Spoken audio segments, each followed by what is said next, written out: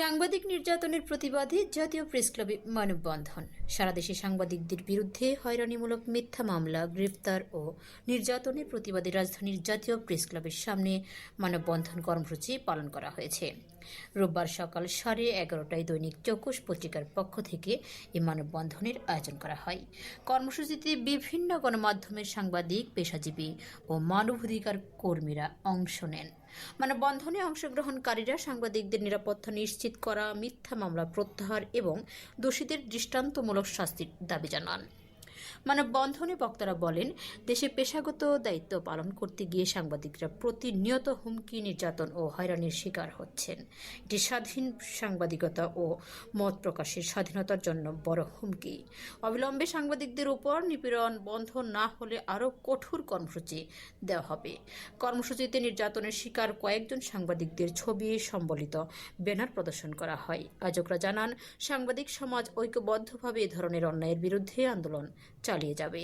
বক্তব্য রাখেন আবু বকর সিদ্দিক সাংবাদিক, শফিকুল ইসলাম সাংবাদিক, এসটিভি বাংলা, এফ রহমান রূপক সাংবাদিক, আনোয়ার হোসেন সাংবাদিক, মাহমুদুল হাসান নিজামী সাংবাদিক। বক্তব্য রাখেন অ্যাডভোকেট জাহিদুল ইসলাম সহকারী সম্পাদক, দৈনিক চৌকস পত্রিকা। সভাপতিত্ব করেন SM নজরুল ইসলাম সম্পাদক ও প্রকাশক, দৈনিক চৌকস পত্রিকা। ভুক্তভোগী দৈনিক চৌকস পত্রিকার সাংবাদিক আনোয়ার হোসেন ও ক্যামেরা পার্সন আরিয়ান হোসেন আবিদকে বেধড়ক পিটিয়ে রক্তাক্ত জখম করেন। বর্তমানে সাংবাদিক আরিয়ান মুগদা মেডিকেল কলেজ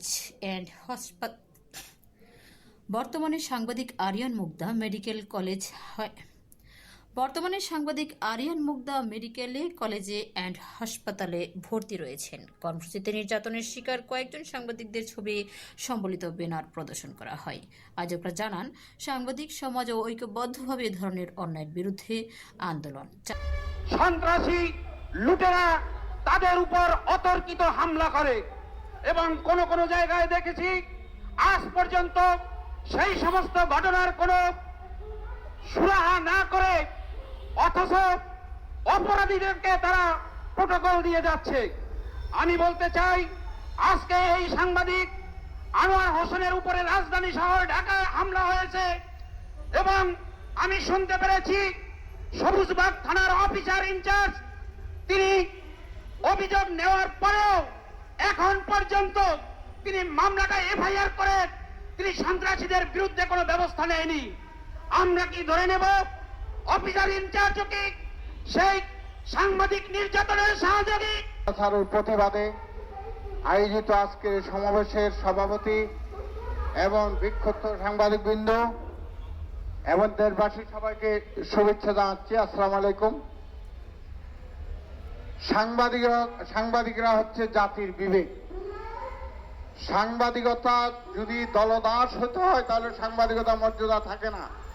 সাংবাদিকেরা কখনো দলদাস হতে পারে না, মুক্ত চিন্তার। এই কারণে সাংবাদিকেরা নিজের দলের লোকের অপরাধ হলেও তার বিরুদ্ধে ভূমিকা নেয়, তার বিরুদ্ধে রুখে দাঁড়ায়। যে সাংবাদিক অন্যায়ের পক্ষে দাঁড়াতে পারে না, অন্যায়ের বিরুদ্ধে দাঁড়াতে পারে না, অন্যায় করে, সে সাংবাদিক না, সে বিবেকের প্রহরী না। সুতরাং দৈনিক চৌকসের সাংবাদিক আনোয়ারের উপরে যেসব সন্ত্রাসী হামলা করেছে, অবিলম্বে আমি এই সন্ত্রাসীদের গ্রেফতারের দাবি জানাচ্ছি। জাতীয় সাংবাদিক মঞ্চের পক্ষ থেকে এই সন্ত্রাসীদেরকে গ্রেফতারের দাবি জানাচ্ছি। একই সাথে সাথে সাংবাদিকদের নিরাপত্তা নিশ্চিত করতে হবে। সাংবাদিকতার নামে ব্ল্যাকমেলিং যেন করা না যায় সেই নীতিমালা করতে হবে। ভুল সাংবাদিকতার জন্য যারা অপপ্রচার করে তাদেরকে রুখে দাঁড়াতে হবে এবং দেশকে সমৃদ্ধ করতে হলে সাংবাদিকদেরকে সাথে রাখতে হবে।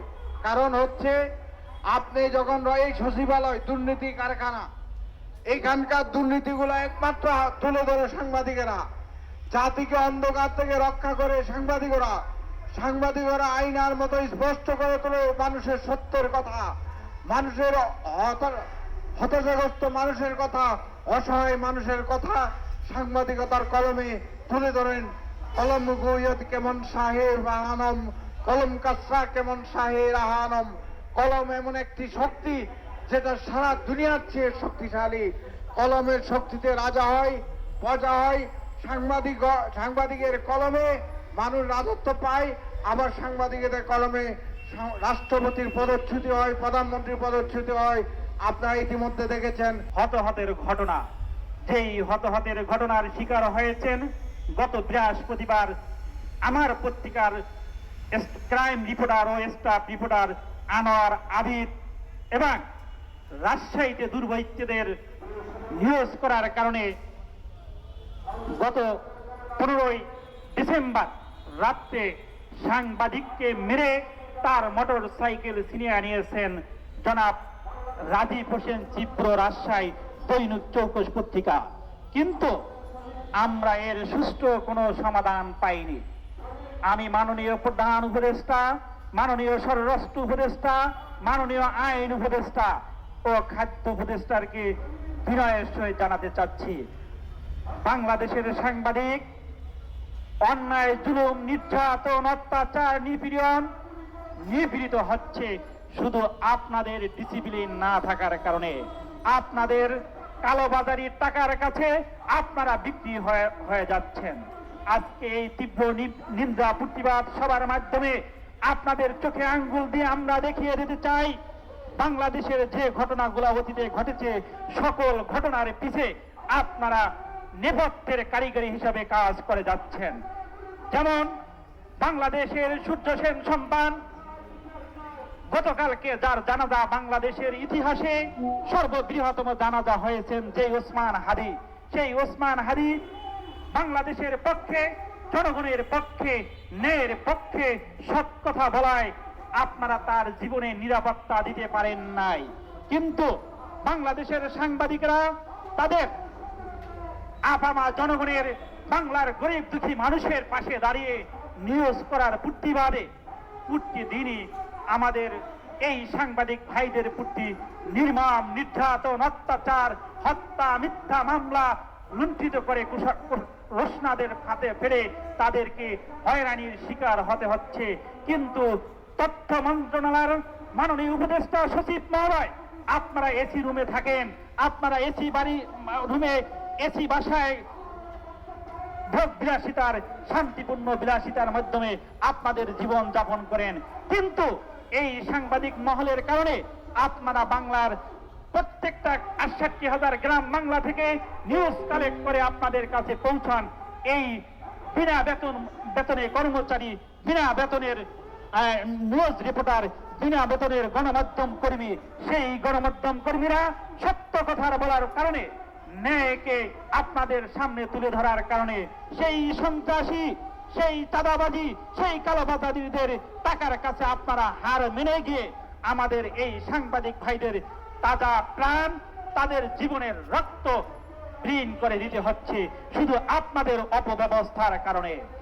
যেই তুষার আহমেদ আমাদের সাংবাদিক আনোয়ারের উপর এবং আবিদের উপর নির্মমভাবে পরিকল্পিতভাবে আহত করেছেন, আবিদ এখনো মুগ্ধা মেডিকেলে তার জীবন নিয়ে আশঙ্কার মাধ্যমে তার শ্বাস নিঃশ্বাস পর্যন্ত নিতে কষ্ট হচ্ছে, সেই নির্মম নির্যাতনের শিকার হয়ে মেডিকেলে ভর্তি হয়ে আছেন।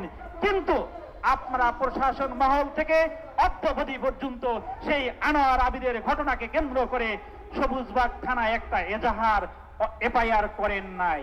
তাতে আমরা বুঝতে পারতেছি, যেমন ওসমান হাদি জীবিত থাকা অবস্থায় বলেছিলেন আমার জীবন এই ঘাতকদের বুলেটের কারণেই হতে পারে, তেমনি আমাদের সাংবাদিকদের জীবন এই নির্মম অত্যাচার, এই নির্মম নির্যাতন এবং কালোবাজারিদের হাতেই হতে পারে।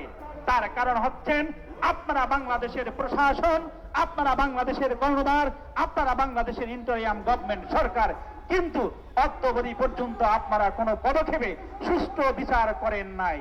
যেমন আমার এক শ্রদ্ধায়ের বড় ভাই রূপক এফ রহমান রূপক বলেছিলেন সেই সাগর রুনি হত্যার বিচার আজকে দীর্ঘ 18-19 বছরও হয়নি।